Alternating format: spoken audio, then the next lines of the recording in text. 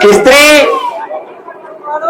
इस देश के महान साहित्यकार मुंशी प्रेमचंद, उन्होंने अपनी कालजयी पुस्तक गोदान में लिखा है कि एक इंसान को महान बनने के लिए 3 क्वालिटी होना चाहिए: त्याग, सहनशीलता और क्षमा।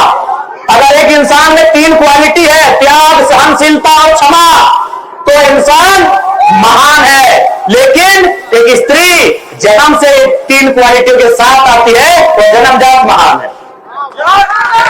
पहला क्वालिटी त्याग। त्याग समझा? क्या त्याग मतलब? बप्पा का घर छोड़ के ससुरा के घर आए, त्याग है ना। सबसे बड़ा त्याग तो यही हुआ कि आप जन्म कहीं हुआ, फले फूले कहीं, खेले कूदे कहीं और दौड़ के चले आए कहीं। सबसे बड़ा त्याग ये त्याग नहीं कोई कर सकता, ये जन्मजात एक स्त्री करती है, इसीलिए वो महानता की श्रेणी में आती है।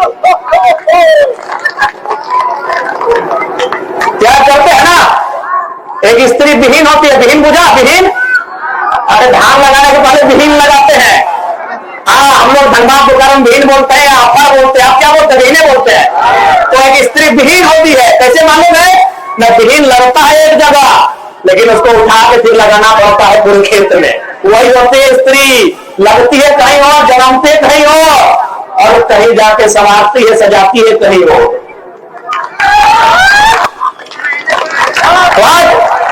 खैर, दमयंती दी ने, जो हमारी तमाम की विधायक की प्रत्याशी रही है, बहुत सुंदर इन्होंने कहा कि जब आप इतिहास को लिखेंगे, आने वाली पीढ़ियां आपकी कसमें खाएंगी। आज नारी सशक्तिकरण का दौर है और हमें पूर्ण आशा है इस दौर को सफल करने के लिए आप तमाम, हमारी दीदियां, हमारी बहनें पीछे नहीं हटेंगी। सबसे महत्वपूर्ण बात और एक बात दीदी लोग, क्योंकि हमेशा इस विषय पे आता है, पुरुष और नारी की जब बात आती है तो लोग कहते हैं कि नारियां कोमल होती है, और अक्सर कविताओं में देखिएगा, शेरो शायरी में पढ़िएगा, जब एक स्त्री की बात आती है तो कोमल, सरल, नाजुक, इन शब्दों का प्रयोग किया जाता है। क्योंकि मैं आपको कहना चाहूंगा, जितनी मेरी दीदियां हैं, अगर कोई इन शब्दों का आपके लिए प्रयोग करे तो उसमें हतोत्साहित होने की आवश्यकता नहीं है। ये विधि का निर्णय है आपके लिए, जिसने संसार को बनाया है। कोई ईश्वर कहे, कोई अल्लाह कहे, कोई वाहे गुरु कहे, कोई महारान गुरु कहे, कोई बुढ़ा बाबा कहे, कोई प्रकृति कहे, जिसने भी ईश्वर, जिसने भी संसार को बनाया है, उसने वास्तव में बनावट की दृष्टि से पुरुषों की तुलना में स्त्रियों को मुलायम बनाया है। मेरा तर्क सुनिएगा, क्यों हो सके मेरी आलोचना आप कर दें कि आप स्त्रियों के लिए मुलायम, सरल, कोमल शब्द का प्रयोग कर रहे हैं, लेकिन मेरा तर्क सुनिएगा। अच्छा, आपने मिट्टी के बर्तन को बनते हुए देखा है? अच्छा, अगर एक बात बताइए, अगर मिट्टी कठोर है तो क्या वो बर्तन बनेगी? नहीं बनेगी ना। यानी मिट्टी को पानी में गीला करना पड़ता है, यानी कोमल। मिट्टी अगर कोमल बनेगी तभी वो बर्तन बनेगी। आपने लोहा को देखा है तलवार बनते हुए? क्या जो लोहा कठोर है, रड के समान है, वो तलवार बनेगा?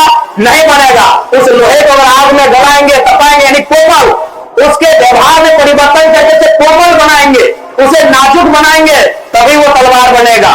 तो मेरे कहने का मतलब है, कोमल उसको बनना पड़ेगा जिसको आविष्कार करना है। आप बिना कोमल बने, बिना सरल बने, बिना कोमल बने आप आविष्कार नहीं कर सकते हैं। आप देखो, जंगल की लकड़ी को ले आइए, वो लकड़ी तभी सीधी होगी, जो लकड़ी टेढ़ी है वो लकड़ी तभी सीधी होगी जो कच्ची हो, यानी कोमल हो। अगर वो सूख जाएगी तो टूट जाएगी, लेकिन सीधी नहीं होगी। इसका मतलब क्या है? अगर आपको आविष्कार करना है, आविष्कार मतलब सृजन, आविष्कार यानी नया, तो आपको कोमल बनना पड़ेगा। और विधाता ने स्त्रियों को उनके गर्भ में आविष्कार का जिम्मा सौंपा है। ये विधाता का निर्णय है, ये प्रकृति का अटल सत्य है कि जिसको आविष्कार करना है उसे कठोर बन के नहीं, कोमल बनना होगा। तो यही आपको कोई कहे कोमल, तो भैया उसके पीछे कारण यही है कि आपके गर्भ में, आपकी गोद में, चाहे देवेंद्र महतो है, जयराम महतो है या दमयंती मुंडा है, उनका आविष्कार हुआ है। हमारा आविष्कार आपके गर्भ में हुआ है। तो अगर आप कोमल नहीं होती, आविष्कार हमारा नहीं हो पाता। मिट्टी बर्तन तभी बनेगी जब वो कोमल बनेगी, कठोर मिट्टी से बर्तन नहीं बनता है। तो यदि इस तथ्य को जानना होगा कि विधाता ने स्त्री के बनावट को कोमल सांचे में इसलिए ढाला है तो उसके गर्भ से सृष्टि का सृजन होना है। तो जिस दिन महिला कल्याण बाल विकास के बजट पे चर्चा होगा, हम आपको कह के जा रहे हैं और हम जो कहते हैं वो करते हैं। जब चर्चा होगा और उस चर्चा में जब हम भाग लेंगे तो कोई मजबूती के साथ कहेंगे कि हमारी बहनों को, हमारी दीदियों को, आधी आबादी को कम से कम अभी 1/3 आरक्षण इस राज्य में देने का काम करें।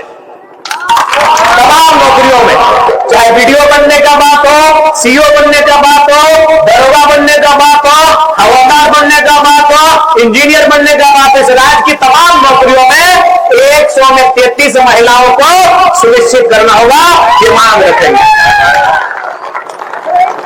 और क्योंकि समय नहीं है, हमको भी फिर धनबाद जाना, फिर सुबह रांची आ जाना है, वही भागना है।